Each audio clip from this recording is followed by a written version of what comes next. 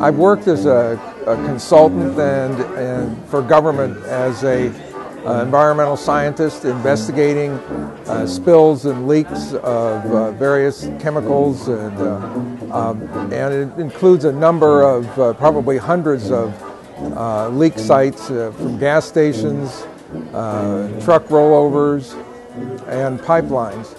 And during that time I've learned one thing: you can never clean all of the contamination. There's always some contamination that remains in the soil, that seeps into the groundwater and contaminates the groundwater. You can never get it all, no matter how much money you're willing to spend.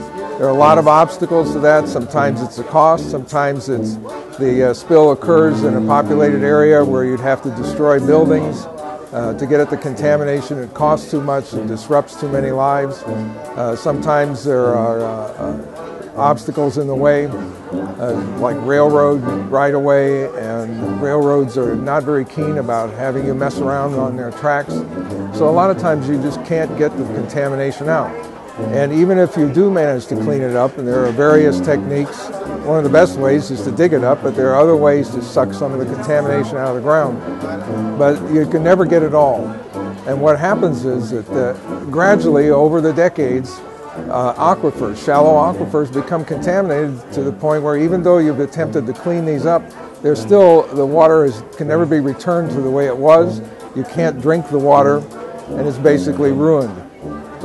And what's worse is, as the decades pass, the contamination builds up, and so that some of the contamination is spread to the point where municipal water supplies are contaminated, and then the municipality has to put in a water treatment system or put in new wells, expand their well field. So the cost of the cleanup, even though corporations may do some of the initial cost, the government usually lets them off after they've made an effort and after a certain amount of time has passed.